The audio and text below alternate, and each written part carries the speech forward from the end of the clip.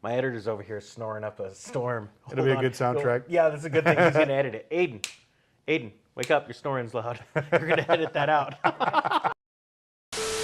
Hey everybody, Economic Ninja here. I hope you're doing great. If you don't recognize the gentleman on my left, this is Lucky Lopez. Lucky has an amazing YouTube channel, something that's really inspired me because he talks about automotive content. But we're not going to talk just about the automotive industry. We're going to talk about your automotive business and how you got your start, because I love teaching people how to start side hustles. And we just really met today, and I'm really excited about this. And let's just start from the beginning. Have you always been in the auto sales industry? Pretty much. I started just like most people when I was a kid. I loved cars, and I remember finding out about my first public auction when I was in high school. So for any guys don't know this, public auctions, by law, anytime a car gets towed or impounded, they have to announce it through the newspaper to allow people to come back and bid on their cars. So I was going through the newspaper, saw all these cars up for auction. I went there, picked up 3 cars, drug them back to my house. My dad was pissed. Saw a bunch of junky cars in his driveway, and I just started fixing them up, and that's kind of where my love began. It was literally right in high school I started flipping cars. What was your first car? It was a 1981 Camaro Z28. It was brown, rust brown with orange stripes, and it had a blown head gasket, and we were able to fix it, or quote-unquote Mickey Mouse it, and we got it running and driving. And I think we sold it. I paid $250 for it, and I think we sold it for $1,200. Whoa! And it was funny. The first 3 cars I flipped, I was shocked we actually made money, which I think that was what started the whole addiction.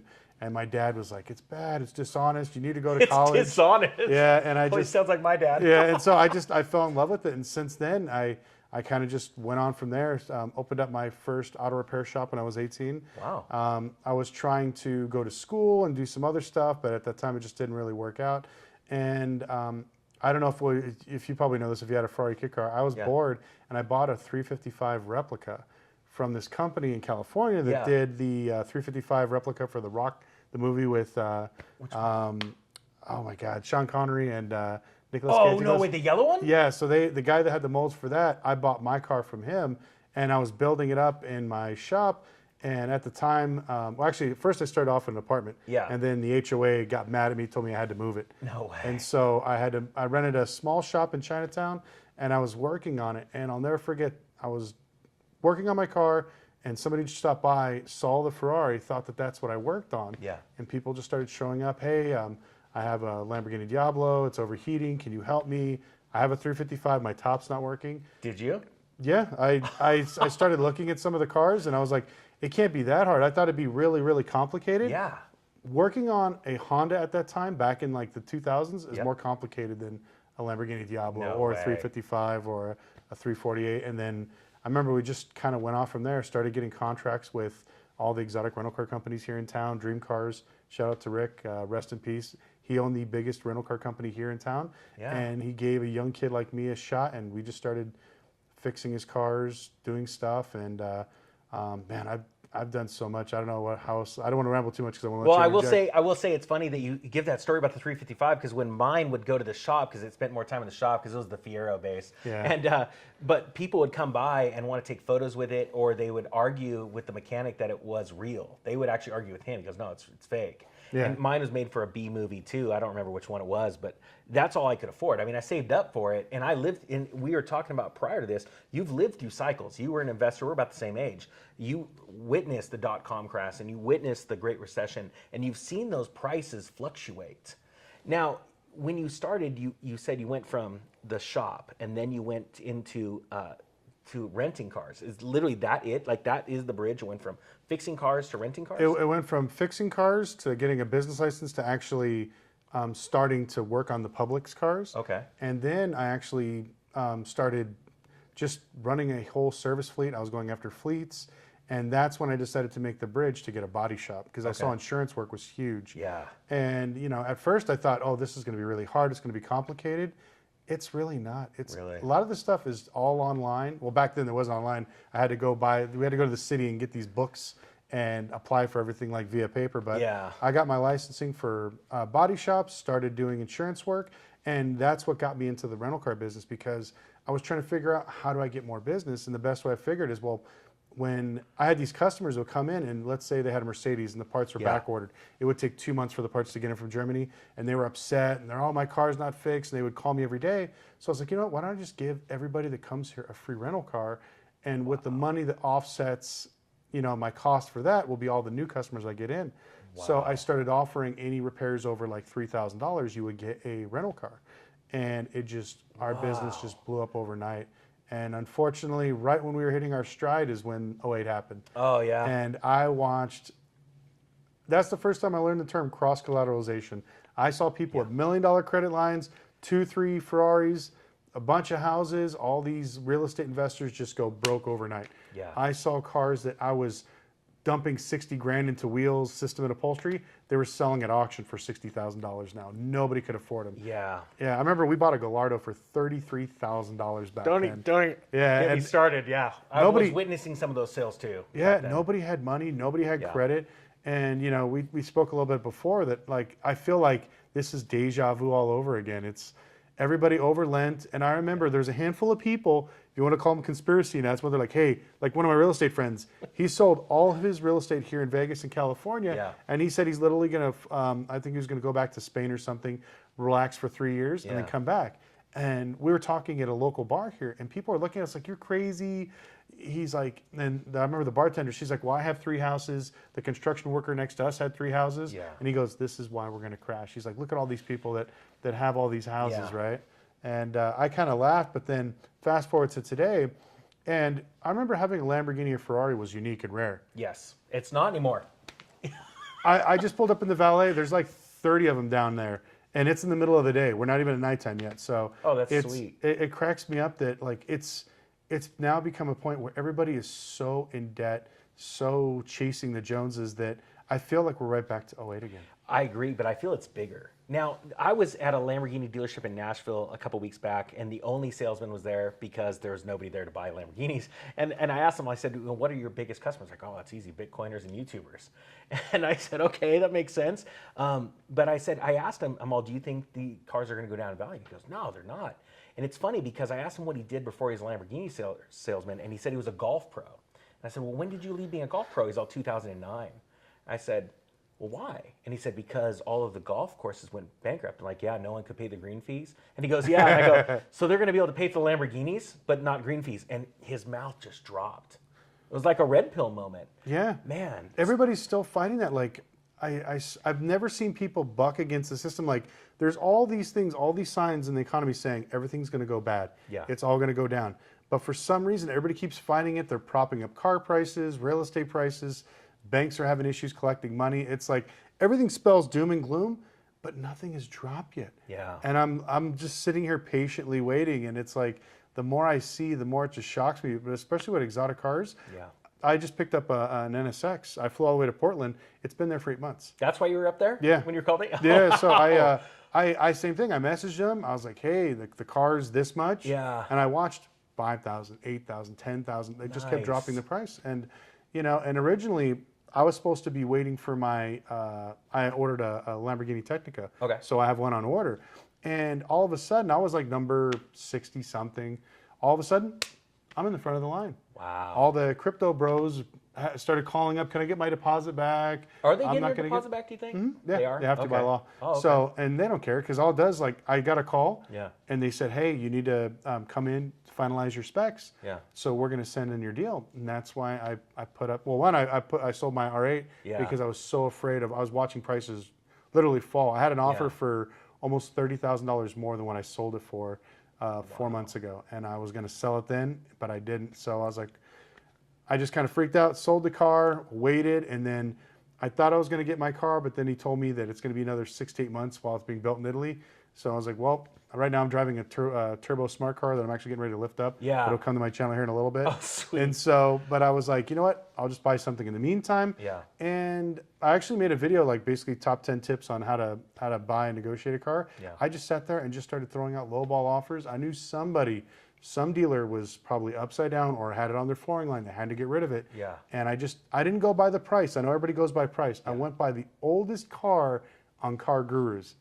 What? That's the trick. You look at the cars, and if you see one that's been on Car Gurus for 2 weeks, just walk by it. You see one on there that's been on 2 months, you start negotiating. Oh, nice. And so it's so funny because I tell people there are deals out there. You just Yeah. got to be patient, work for them, but they just don't do it. So I figured doing this one, showing people, it would actually work. I wish I could film it. Unfortunately, it was a Ferrari dealership, great group of guys, Oh, yeah, but get they sketched. wouldn't allow me to film the whole Yeah. transition, but transaction. But it was definitely a good opportunity to show people that even in this market, with cars going way over MSRP Yeah. and way over book, that you can still get good deals. You just got to find the ones that have been there the longest. Totally. Well, let's go back to when you had the shop and everything started to implode with the Great Recession. What signs were you seeing that things were going bad?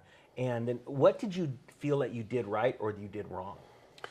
Oh, well, the first signs I saw was I had clients that would buy a new car every 6 months and then just drop $30,000, $40,000 on a new car, fix it up, Yeah. and then sell it. All of a sudden, their credit lines were getting cut.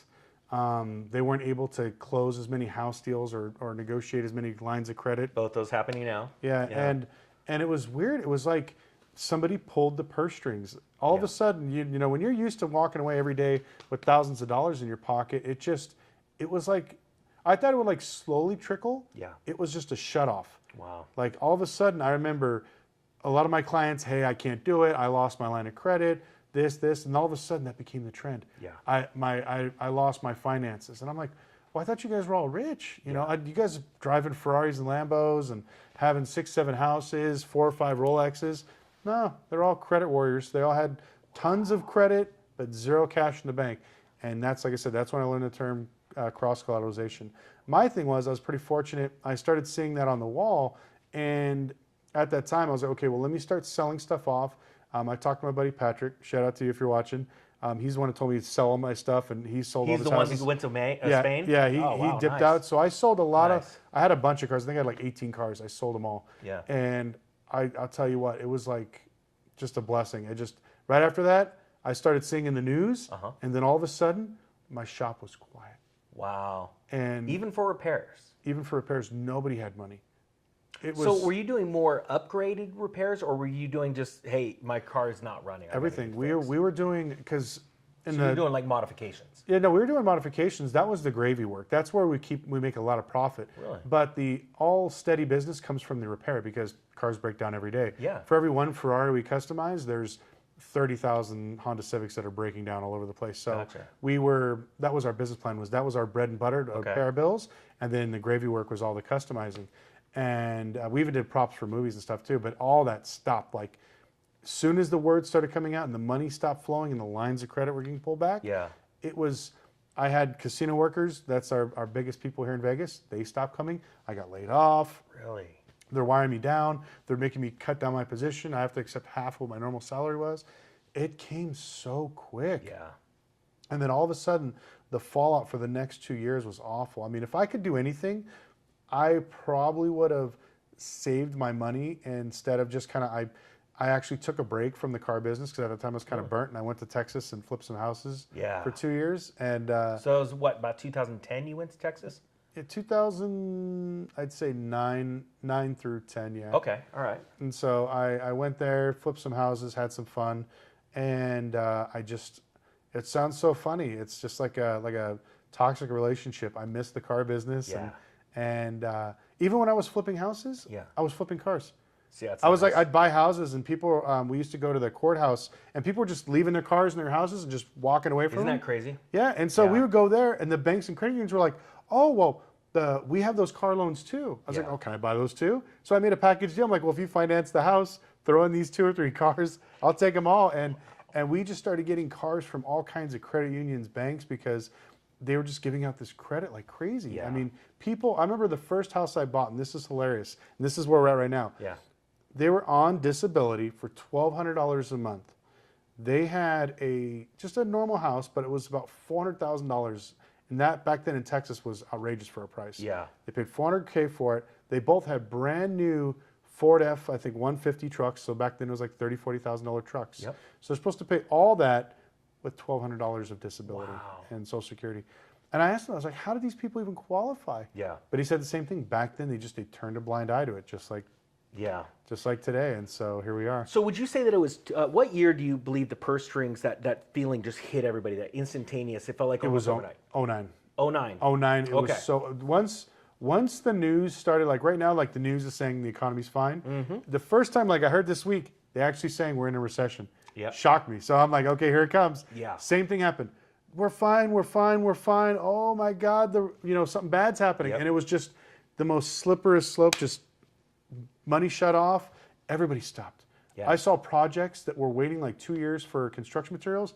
They stopped. You can look out your window and you can see literally casinos that are halfway built that are just starting to be built now. Yeah. Because all the money ran out. No banks were literally walking back their loans.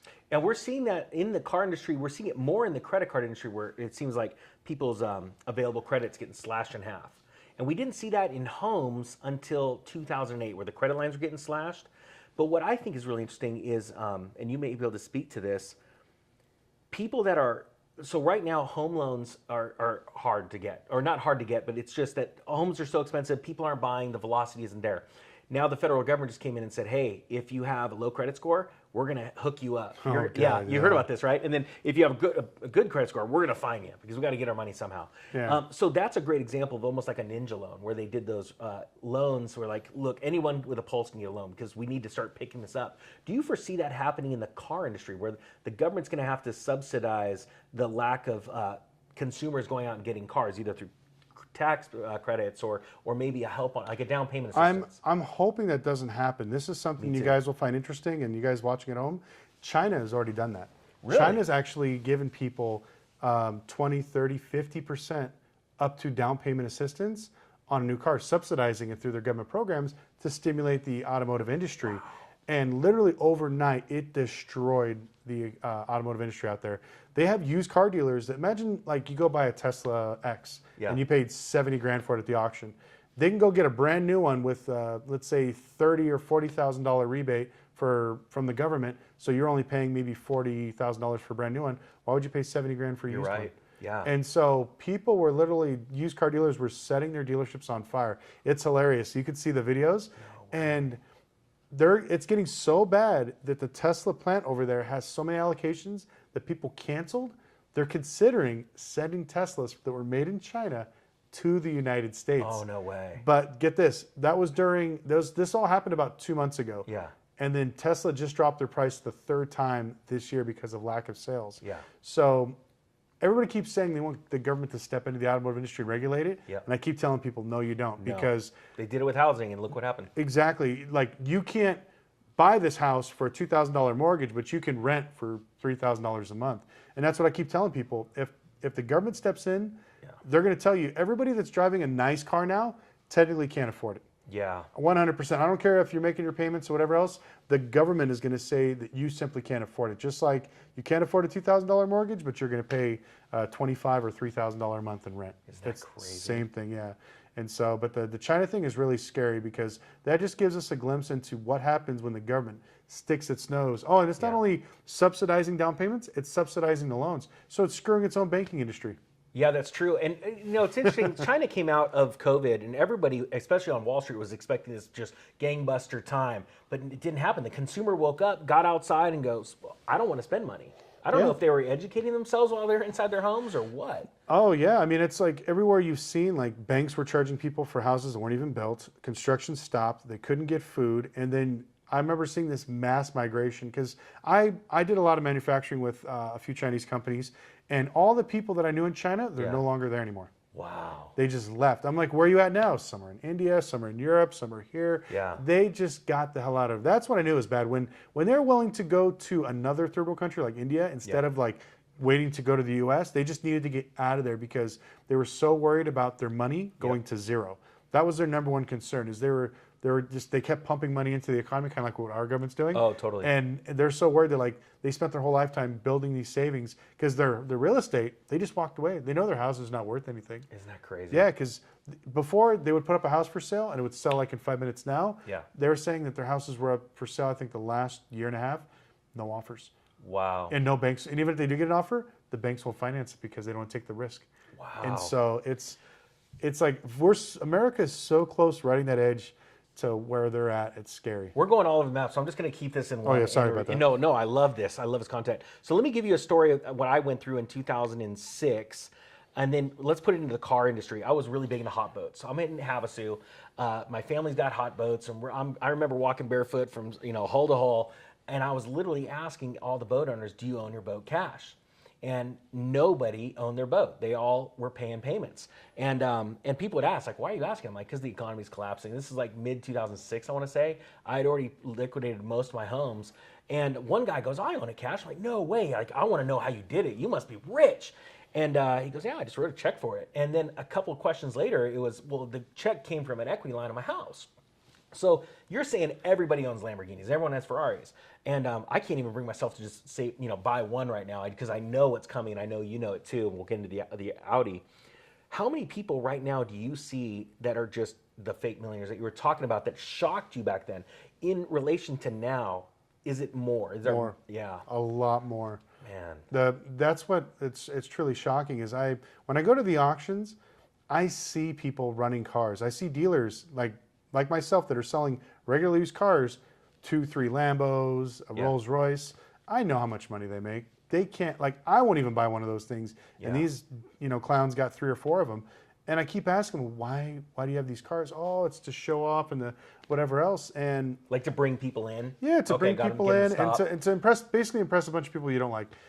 When I talk to the banks, when we saw all these PPP loans going out and everything else, and why did you give this guy a car? Well, he gave us a $60,000 down payment. So that's justification for getting him a $300,000 loan? Wow. Well, yeah, we got so much equity. I'm like, now these people are out renting their cars on Turo, destroying them. People haven't made their payments. This is the first time in history, and you can tell this to your people, I've talked to banks where they're not willing to repo a car. Yeah. They're actually working with people that are already 3 months behind to put those 3 months behind on the back of their loan and let them start over and not affect their credit. Yeah, now to speak to that, one reason banks want to do that is they want to be able to hide from their shareholders how much non-qualifying or bad debt they've got. Yeah. So I was telling them that, and I was like, and also when I was like, well, okay, you're going to ding their credit, right? They're like, no. And flat out, they said that they want them to look like they have good credit. So hopefully somebody's stupid enough to refinance it in the future. This is like mortgage-backed security crisis, but for cars. So let me ask you this: do you see any banks? So was it Capital One that just walked away? Capital One is walking away from the flooring lines. Okay. So is Ally. Ally hasn't made an announcement yet, but Ally is that'll going to be be walking huge. away. Yeah, because Aren't they the biggest? No, they're the biggest when it comes to auto loans. But Okay. with flooring lines, the biggest actually is Next Gear Capital Okay. and Wells Fargo. Those are the 2 biggest. And they're both considering tightening up their purse strings as well. They haven't seen it yet, but this is what happened in 2000, 2008, 2000, I think. 15. I think it was 15, yeah, when the election happened. All 7 years apart, everyone. Those are Shemitah cycles. Yeah, exactly. Yeah. It's like every time something switches, they lose their minds, and that's going to be the big fallout when everybody keeps talking about prices. And I'm like, it's not going to be a price thing. It's going to be a credit thing. Yeah. The available credit's not going to be there. And if dealerships can't buy the cars Yeah. and the banks will lend on them, Yeah. cash becomes king again. I And completely so whoever agree. has cash is going to get whatever deals they want. Everybody that's, I call it, instead of being credit rich, credit poor, Yeah. you're going to be SOL because you're going to have to try 3 times as hard. Like even this car, when I called a few of my different banks, Yeah. they flat out told me, oh, sorry, we can't finance anything over $150,000, $160,000 anymore. Really? And I was like, when did this happen? And they're like, oh, just recently, it just came down. Are they afraid just on a percentage basis, those higher end cars are just going to be dropping more like a rock? The problem they're having right now is all the crypto bros with their G-Wagons. The number 1 repoed SUV in the United States right now. If you don't believe me, go to your local auction. Yeah. People are still trying to charge all this money for them. I promise you, if you're looking for a G-Wagon and you're watching this, just wait, they're coming. Ernie, did you hear that? I'm just my buddy Ernie. He knows who Yeah, he is. I get calls all the time. When I want a G-Wagon, I'm like, just wait. I was like, Yeah. they're coming because. I want the most worthless car in the world, but I can get a tax write-off. Yeah, I mean if you're one of those business owners, and that's the problem. Most of my friends are legit. They're like, I need a G-Wagon so I can get the tax Yeah, I write-off. need the 6,000 but pounds. all these crypto bros were paying $100K over MSRP Yeah. for not even a cool G63, a base G550 wagon. So nothing crazy, nothing fancy. And now they're coming in trying to trade them in, and Yeah. they're $80,000, $90,000 upside down. And so they're going to make the payments for a while, but eventually, if you can go buy that same car for $70,000 less. Why are you going to make the payments on it? You can literally just go buy that car and just walk away from your old one. Yeah. And just like the houses, I feel like it's coming. Yeah, so just like the houses, there's a time frame, or a time clock. It's a time bomb, really, that's ticking. And like you said, these banks are wanting to salt or make it look like these borrowers still have the juice. They still have the money to pay. So they're paying on the back end, they're tacking it on, they're making it look good. But the problem is, there's a point where the system can't take it. Do you have any idea of when that is or when? You're going to laugh. I thought it was going to be the third quarter of 2022. Okay. But for some reason, like, the government just keeps kicking the can down the road. There's all these new forbearance programs. They're lending up loosening restrictions. They started doing different things. And I don't know why, but I thought the hammer was going to drop at the end of last year. And so now we're right back here with these banks giving people extra payments on the back end of their loans to cover them already 90 days past due. And I don't know what else they're going to do. It's like it's going to have to give. And so what I've been telling everybody is the lines of credit are getting shut down. So this is the first major wave. I didn't think this was going to happen. Buy here, pay here dealers, which are the most solid dealers on earth, if they're running out of money, it's going to get really bad. So I'm guessing probably the end of third quarter of this year. Wow. I mean, buy here, pay here is starting to get such a bad thing. My editor's over here snoring up a storm. Hold on. Yeah, that's a good thing. He's going to edit it. Aiden, wake up. Your snoring's loud. You're going to edit that out. So you can have fun with that one. So buy here, pay here is a really bad rap now. It's starting to hit. That term is out there. It's in the media. And so people are now doing buy here, pay here groceries. Target just came out with that. So we are getting close. So let's end on this. You sold your favorite car as of right now. Yeah. Your Audi? Yeah, 2022 Audi R8. Yeah. And so just tell everybody that hasn't watched your channel why you did it. You made an announcement. I thought it was brilliant. I'm like, I got to interview him. I saw how fast car prices were dropping, and so it'd be hypocritical of me to say, sell your stuff and don't buy a car if I don't listen to my own advice. Pretty cool. And so I had an offer for my car, and within about 3 months, I lost $30,000 to $40,000 in value, like that. Wow. And so after I saw that, I was like, okay, I need to get rid of this thing like ASAP. Yeah. Exotics were falling the fastest. Second were luxury trucks and SUVs. And so I got rid of it, and I figured I'm just going to wait for the allocation for my Technico to come in, and I'll just kind of hang out and wait, unless I could steal something, which I did when I went to Oregon. But besides that, I mean, I've been preaching to people, you need to really just be patient, and the deals are out there. I mean, it's just watching like Bring a Trailer. I don't know if you ever watched that. Oh, yeah. Like it used to be 50% no sales. Now it's like 70% no sales. Yeah, Manheim just had some pretty neat deals on a Cobra replica that I really wanted. The prices are coming down pretty significantly. Every week I go to the auction, I watch, and a no sale basically means whoever's selling the vehicle wants way too much money for it, and they're not hitting the reserve, and it goes as a no sale. And I remember the first video I did was about 6 months ago, and it was at 50%. It went down because we had our little spike in tax season. You know, I knew that was going to happen. Yeah, seasonality. Yes. Yeah, everybody thought that, taxes were going to bail us all out of the automotive industry. Yep. Oh, man, it made it even worse because the dealers that could sell some of their overpriced inventory basically just reburied themselves with buying more cars. Wow. So I thank God that's when I sold my car, right during tax season. So now I'm seeing the exact same cars selling for about 10, 15% less. Wow. And I keep telling people, it's like, I don't know why. They see the prices going down, but they think it's going to be like 2019 prices. I'm like, no, it's going to be a correction. Yeah. It's not going to be a crash. And so even though from when the peak of 2021 till now, prices have dropped 50%, and they still like, no, it's still not low enough. I'm like, you're not going to get a great car for $3,000 anymore. Those days are gone. People walk into dealerships, like still today, I have thousands of messages on Instagram. Can I get a cool car for $300? No. Yeah. Those days are gone. Whether you get it for super cheap, you're going to get racked with interest because rates have gone way up. So those deals are gone. The normal is no longer anymore. We're just going to have to deal with the new normal. The prices are going to continue to go down, but it's not going to crash. So you don't think you'll see a Lamborghini at 33 grand again because they don't have any buyers? Ooh. No, because here's the difference. I remember in my friend, he went through the 70s fallout when inflation went or stagflation hit. He lost a bunch of real estate and everything else.